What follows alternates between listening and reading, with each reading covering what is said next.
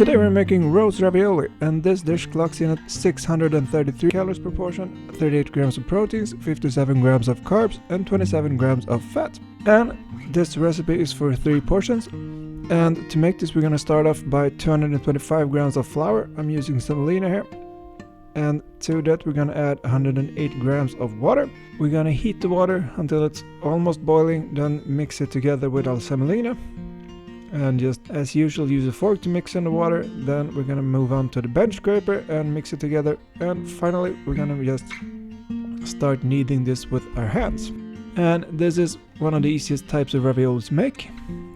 It looks kind of nice because it's roast shaped, but it's very easy to make because you don't need to make each individual ravioli. So you just do a big one and roll it. And we're going to knead this dough for roughly 5 minutes. And then we're going to cover it in plastic wrap and leave it to rest.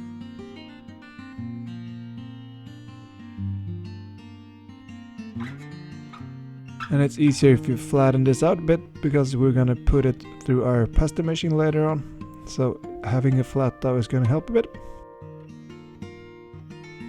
So rest the dough for roughly 30 minutes. And while our dough is resting, we're going to take 250 grams of ricotta.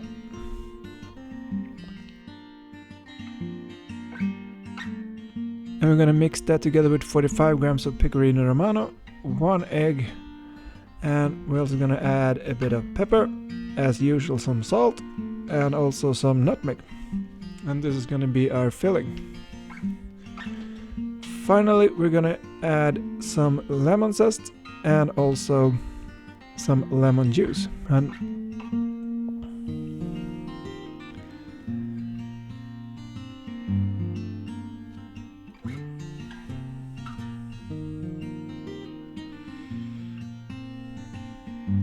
And as usual, there's a link in the description to a spreadsheet where you can change the ingredients if you like, or the portion size, and all the macros are there.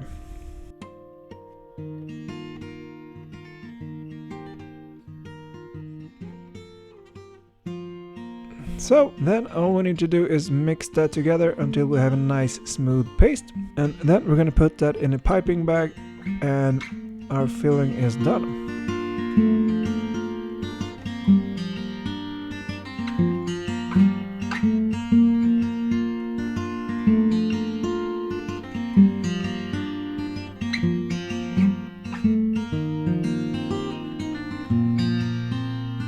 And if you want all your filling at the top, you can use a bench scraper just to push it out. And I like to use a clamp just to keep that closed at the end.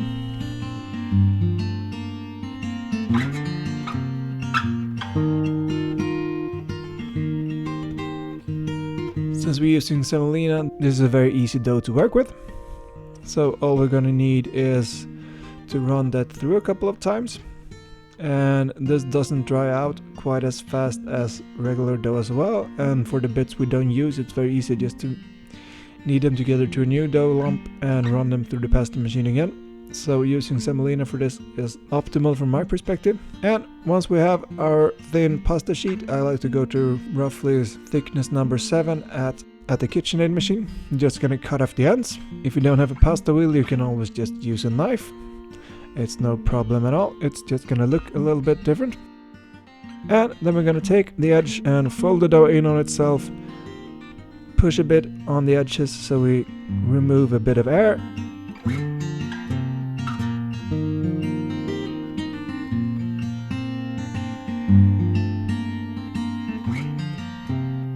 Then we're just gonna cut off the top part, use those parts to create a new dough ball and run that through the pasta machine again.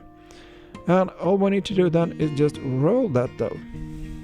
And that will create a roast shape and also our first big ravioli thing.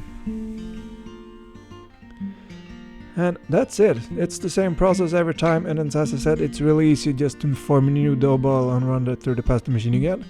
So as far as making ravioli goes, this is a real simple way.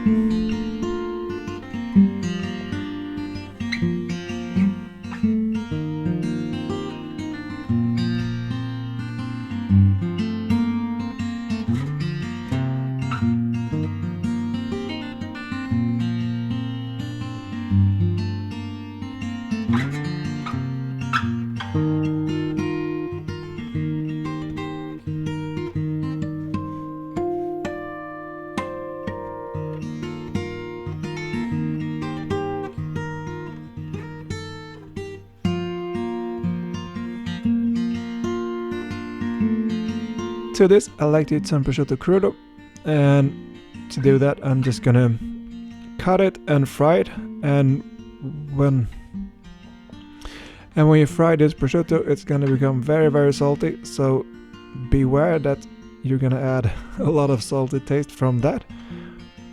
For me, I like my food very salty, so that's not a problem, but just something you should be aware of. And those lumps are gonna sort themselves out once you start frying this, so that won't be a problem. And once our prosciutto is frying, we can just boil some water and add our roast raviolis.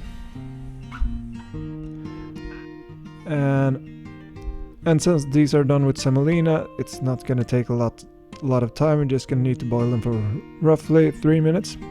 And if you have some filling left, I like to just divide that into 3 equal parts, spread it out on the bottom of the plate.